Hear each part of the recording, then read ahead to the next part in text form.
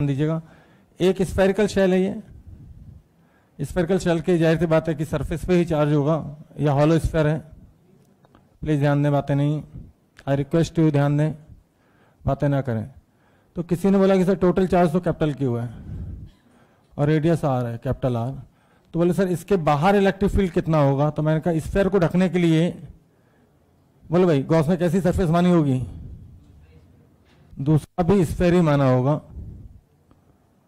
और हम सब जानते हैं कि गॉस लॉ चार्ज की लोकेशन पे डिपेंड नहीं करता, सिर्फ किस पे डिपेंड करता है, charge enclosed bye Gaussian surface. तो भैया मैं सीधे इस स्फेरिकल सेल का एरिया लिख रहा हूँ E into 4πr²। Total charge है कितना, Q अपॉन एप्सिलॉन नॉट। मतलब कि स्फेयर के बाहर निकलते ही स्फेयर कुछ ऐसे बिहेव करता है जैसे पॉइंट चार्ज हो। प्लीज ध्यान दें,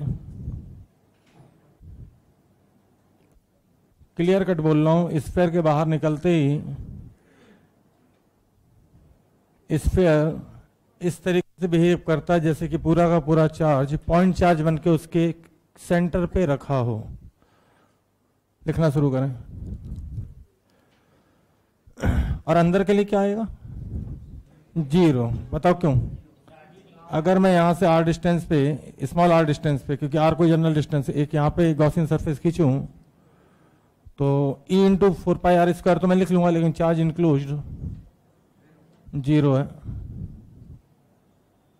तो इलेक्ट्रिक फील्ड भी 0 आएगा। कहने का मतलब है इलेक्ट्रिक फील्ड मैक्सिमम कहाँ होगा, फिर सरफेस पे।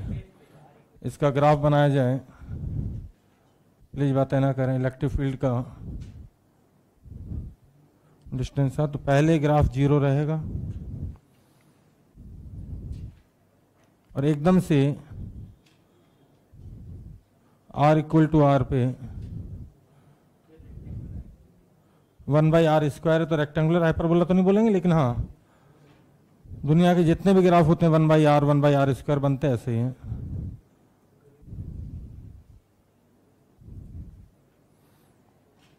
और इसकी वैल्यू मैक्सिमम होगी यहां पे सरफेस पे KQ/,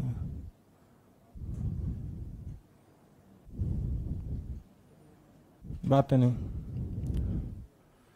सेंटर पे, क्योंकि आप देख सकते हो डिस्टेंस कहां से आ रही है, सेंटर से आ रही है। तो ठीक, अभी लिखवा देंगे।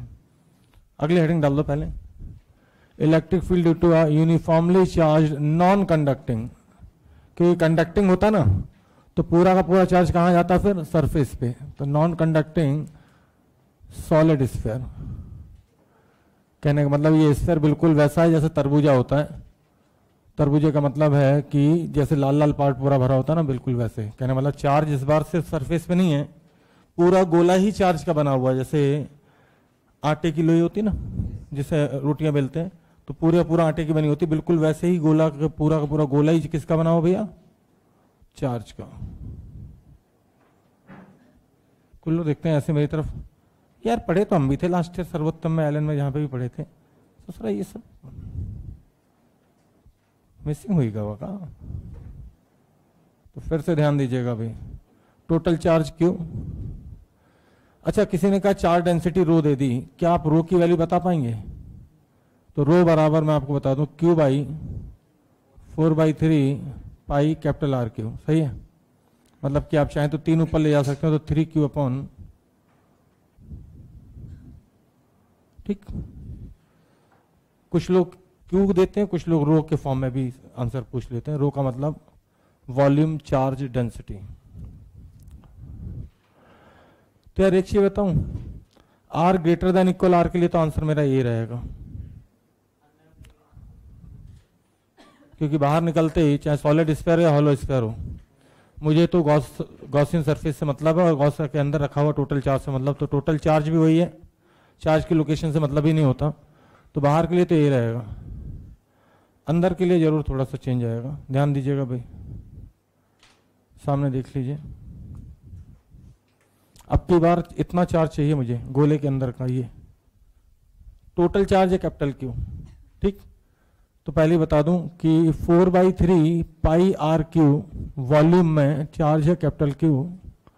तो यूनिट वॉल्यूम में चार्ज होगा जिसे हम चार्ज डेंसिटी बोलते हैं Q by 4/3 pi R Q. ठीक, तो स्मॉल आर वॉल्यूम में चार्ज होगा, स्मॉल आर में, मतलब कि 4/3 वॉल्यूम हो जाएगा, पाई स्मॉल आर क्यू में चार्ज होगा। रो के टर्म में लिखना तो rho into volume 4/3 pi small R Q, तो इसका नाम दे दिया मैंने क्यू डैश। ठीक, और अगर रो की वैल्यू भी डाल दोगे तो क्यू डैश की वैल्यू आ जाएगी 4/3 पाई कैपिटल आर क्यू। रो की वैल्यू भी डाल दी मान लो, तो डिपेंड करता है कि सामने वाले ने किस फॉर्म में आंसर पूछा आपसे। तो 4/3 पाई से 4/3 पाई कट जाएगा और क्यू डैश की वैल्यू आ जाएगी Q upon small R Q upon capital R Q. सही है। क्यू डैश कौन सा चार्ज है?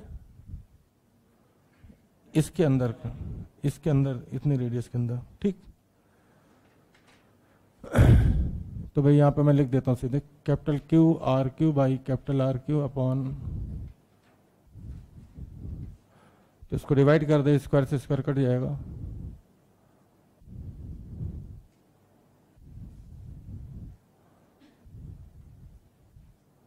या फिर इसको आप लिख सकते हो के Q R upon R Q. Rho के टर्म में लिखने का अगर आपका मन है, रो के टर्म में, तो ये फार्मूला आ जाएगा रो आर अपॉन 3 एप्सिलॉन नॉट। तो यहाँ पे इलेक्ट्रिक फील्ड जो आया है वो आर के प्रोपोर्शनल आया है। किसके लिए है? अब की बार ग्राफ बनेगा straight line passing through origin, बाकी सब कुछ सेम है। कोई अगर ये जानना चाहता है कि रो आर अपॉन 3 एप्सिलॉन नॉट कैसे आ गया है, तो क्यू की वैल्यू डाल दी बस मैंने रो के टर्म में। कोई चाहे तो मैं डायरेक्ट रो के टर्म में भी लिख के सॉल्व कर सकता हूँ, प्लीज ध्यान दें। अगर कोई कहेगा तो मैं डायरेक्ट रो के टर्म में भी लिख के पूरे ही सॉल्व कर सकता हूँ। तो 4 पाई आर स्क्वायर और क्यू डैश के लिए रो के टर्म में लिखें तो रो इंटू, सामने देख लीजिए, तो यहां से भी आप सॉल्व करोगे तो आर स्क्वायर कट जाएगा, 4 पाई से 4 पाई कट जाएगा,